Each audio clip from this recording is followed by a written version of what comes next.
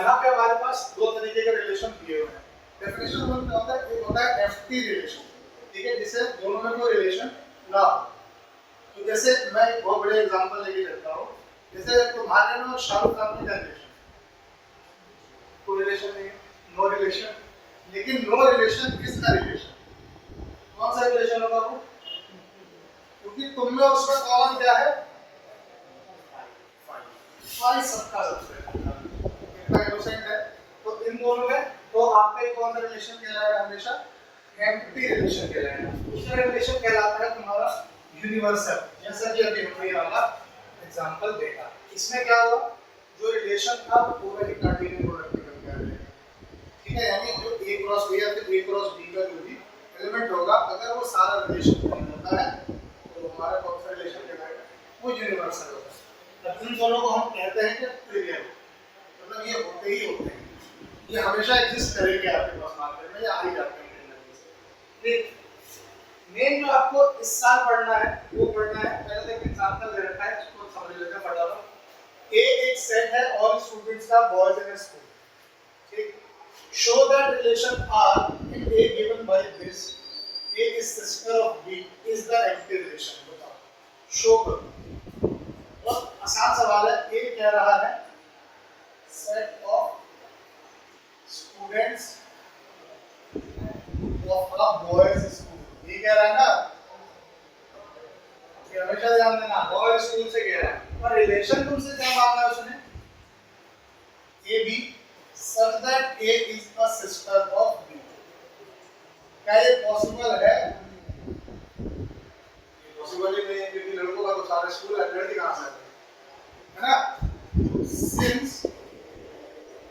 School has boys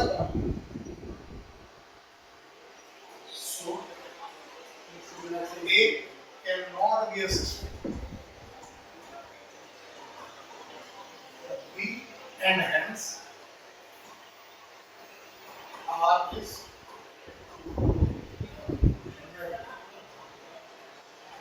अब उसने एक और R डैश दिया।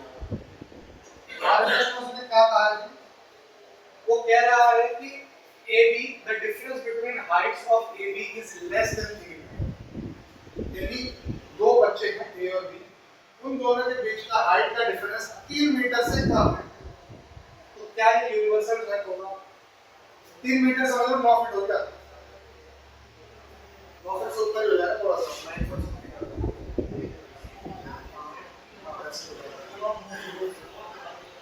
यूनिवर्सल सेट होगा, सेट तो ये हो जाएगा, यूनिवर्सल होगा कि नहीं बोल रहा, क्या ये यूनिवर्सल रिलेशन फॉर्म कर रहा है, करेगा। हर बच्चे की हाइट 3 मीटर से कम है, दोनों का डिफरेंस, हर बच्चे की हाइट का डिफरेंस 9 फीट का बच्चा कहाँ है स्कूल में, है ना। तो सिंस 6 फीट का भी अगर एक हुआ तो दूसरा 0 फीट का थोड़ी होगा, वो तो कुछ फीट का होगा, हाथ से 1.5 फीट का, तो 4.5 फीट का गैप हो रहा है ना, 9 फीट का गैप बहुत ज्यादा हो गया। Since every student height will be difference of every student height, difference less than 3 meters and hence R dash is the universal relation। इतने आसानी से हमने ये चीज प्रूव कर दी।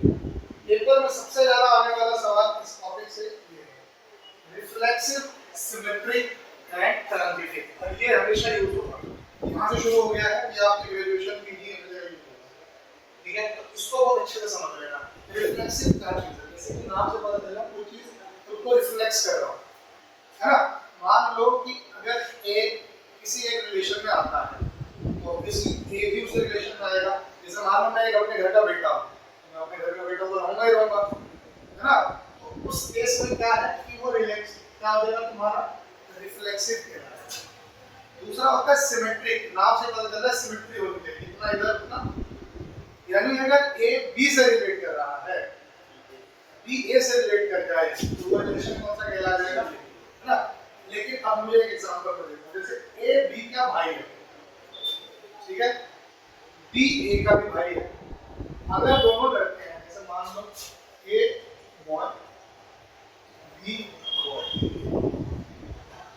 ए रिलेटेड टू बी, आर क्या है, A is brother of B, ये रिलेशन हम ना ऐसे डिनोट कर देते हैं, आर ऐसे करके डिनोट कर देते हैं कि ए को बी से रिलेट करता है, समझ में आ रहा है, ठीक है, ए रिलेट करता है बी से। तो मुझे एक चीज बताओ, ए बी का भाई है, तो क्या ये रिफ्लेक्सिव होगा? और रिफ्लेक्सिव तो होगा ही होगा, सिमेट्रिक होगा कि नहीं? क्यों होगा? क्योंकि मैंने दोनों के दोनों क्या बताया है, लड़के ही है ना। तो अगर दोनों ही लड़के हैं तो ए बी का भाई है, तो बी भाई हो गया किसका, ए का। इसका मतलब, इससे का मतलब था ए रिलेटेड टू बी, इससे का मतलब हो गया बी रिलेटेड टू बी। ये क्या हो गया, आर इज सिमेट्रिक। अगर मैं यहाँ पे हल्का सा चेंज ला दूं, कहूँ कि ए एक बॉय है और बी एक गर्ल है, A related to B such that R क्या है मेरा, A is brother of B। मुझे बताओ क्या ये रिफ्लेक्सिव होगा और सिमेट्रिक होगा? सिमेट्रिक नहीं हो सकता, क्योंकि B cannot be brother of, ये क्या हो जाएगा जी, B not related to, this is not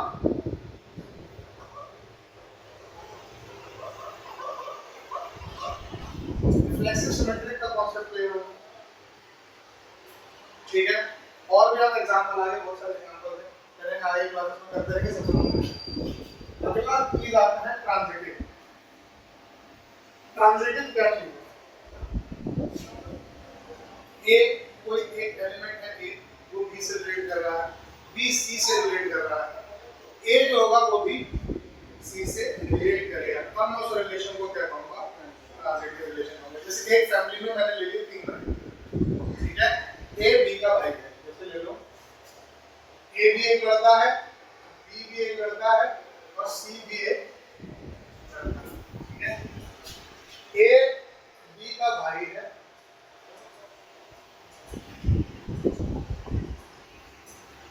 B C का भाई है,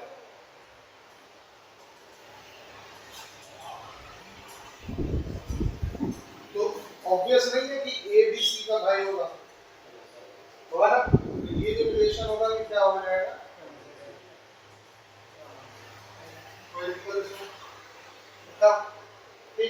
इनके तीनों रिलेशन के कॉम्बिनेशन को हम कहते हैं इक्विवेलेंस रिलेशन।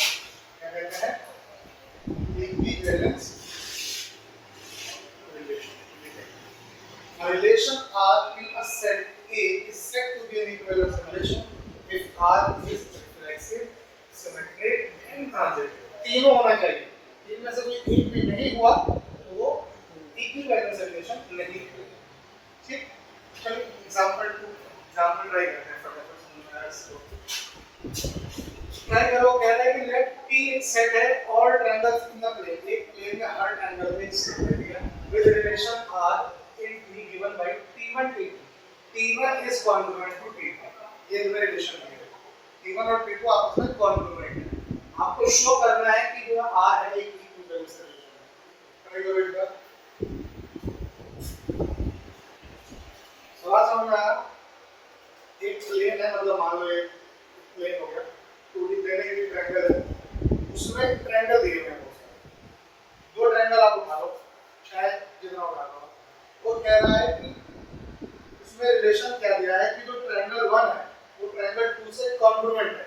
कॉन्ग्रुएंट तो पता है क्या होता है, ठीक है, कॉन्ग्रुएंट और सिमिलर में फर्क पता है ना, बताओ क्या होता है।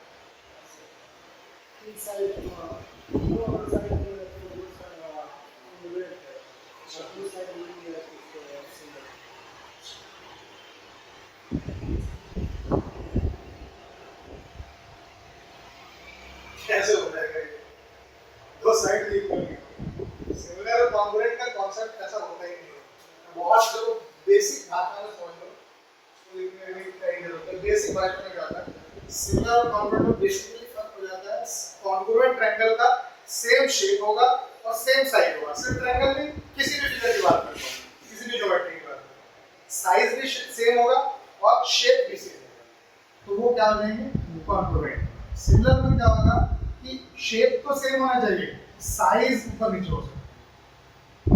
जैसे एक सर्कल तो दूसरा सर्कल ही होगा, साइज ऊपर नीचे हो सकता है। एक ट्रायंगल तो दूसरा भी ट्रायंगल ही होगा, साइज ऊपर नीचे होगा। ठीक, यानी same shape different size similar में हो जाता है, और same shape and same size congruent. सबसे बड़ा एग्जांपल हमारे हाथ है, ये कॉन्ग्रुएंट हो गया, ठीक है, देख लेना ये कॉन्ग्रुएंट हो गया। बहुत ही रेयर केस में किसी का होता है कोई पर वरना ये कॉन्ग्रुएंट ही होगा, बहुत बेसिक एग्जांपल। या फिर एक एग्जांपल देख लो कि कोई एक पेन का पैकेट लेके आते हैं मार्केट से, सारे पेन कॉन्ग्रुएंट होते हैं, एक जैसे ही होंगे, सेम शेप सेम साइज, है ना, कॉन्ग्रुएंट। इसको ट्राई करते हैं फटाफट। T1 is congruent to T2 कह रहा है, तो आप एक रिलेशन क्या ले लो, T1 belongs to A implies that अगर T1 और कोई ट्रायंगल है congruent, ये ट्रायंगल है, तो ये खुद से तो congruent होगा ही ना। मान लो मेरे ये हाथ अपने हाथ के बराबर तो होगा ही ना, उससे कोई बात करता है कि T1 अगर T1 is always congruent, इससे क्या मतलब हो गया कि T1 belongs to R, therefore it is reference। कोई दिक्कत? फिर कह रहा है T1 as T1 T2 belongs to R implies that T1 is congruent to T2। अगर ये ट्रायंगल और ये ट्रायंगल कॉन्ग्रुएंट है, अगर ये इसके बराबर है तो ये भी इसके बराबर होगा नहीं होगा, होगा कि नहीं होगा? कॉन्ग्रुएंट का मतलब बराबर ही तो होगा, अगर ये इसके बराबर है तो ये भी इसके बराबर होगा, इसका मतलब T2 is congruent to T1। इसी तरह से लिख दो फुल मार्क्स, ये क्या हो गया, इसका मतलब T2 T1 जो होगा वो भी रिलेशन में आ गया। कोई दिक्कत? आप करते हैं ट्रांजिटिव, देखो T1 T2 belongs to R, तो मतलब क्या हुआ, T1 is congruent to R, oh sorry T2 T3 belongs to R का मतलब क्या हुआ, T2 is congruent to T3। यानी अगर देखा जाए ये है T1, ये है T2, ये है T3, ये इसके बराबर है, ये इसके बराबर है, क्या ये इसके बराबर नहीं है ना, इसका मतलब T1 is congruent to T3, यानी T1 T3 दोनों इस रिलेशन में आ जाएगा। इसका मतलब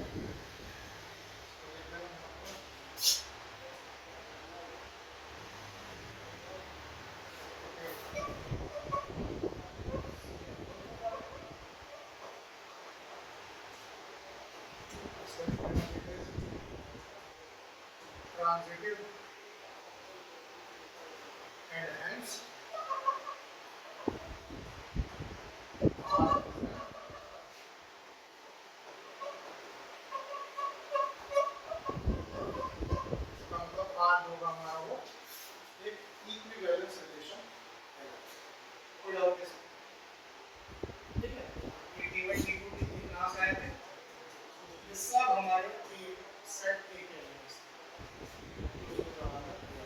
क्वेश्चन आप लोग ट्राई करो, कह रहा है कि late L be the set of all lines in a plane, ये सारी लाइन एक प्लेन है, उसकी बात कर रहा है। R रिलेशन है L पे डिफाइन कैसे हो रहा है, L1 जो है वो L2 से परपेंडिकुलर है, यानी अगर ये L1 है तो ये L2 के परपेंडिकुलर है। शो करो कि R सिमेट्रिक है लेकिन रिफ्लेक्सिव और ट्रांजिटिव नहीं है। ये ऐसा सवाल दे लो तो समझ लेना है एक चीज तो है दो चीज नहीं है। वही तो प्रूफ करने की क्यों नहीं और एक ये प्रूफ करना तो लिखते हो और 4 से लिख देना। क्या लिखोगे? सबसे पहले तो L1 L2 L3 तुमने ले लिया किसमें से एलिमेंट हो गए किसी सेट के L के, ठीक है? और वहां रिलेशन क्या कहना है कि L1 है परपेंडिकुलर L2 के। तो L1 is a line and it cannot be perpendicular of itself.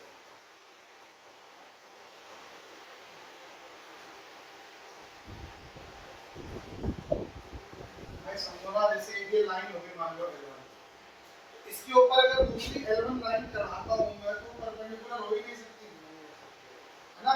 Perpendicular किसी हाथ में वो नहीं हो पाएगी। तो इसका मतलब L1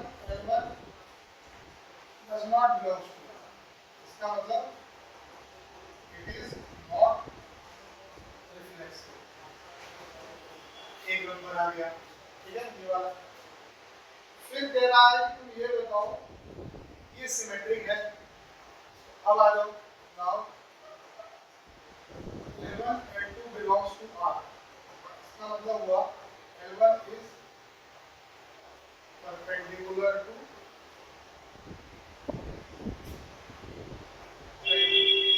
अगर L1 L2 से परपेंडिकुलर है जैसा कि मैंने यहाँ डायग्राम में शो किया तो ऑब्वियसली L2 भी L1 से परपेंडिकुलर तो रहेगा। तो रोटेट करके देखो देखो ये ऑब्वियस बात है। दो लाइन आपस में परपेंडिकुलर है तो वो दोनों आपस में परपेंडिकुलर है, ठीक? इसका मतलब L2 is perpendicular to L1, ठीक है? तो देखते हैं आप इसका मतलब L2 L1 जो होगा वो रिलेशन में आ गया यानी इट इज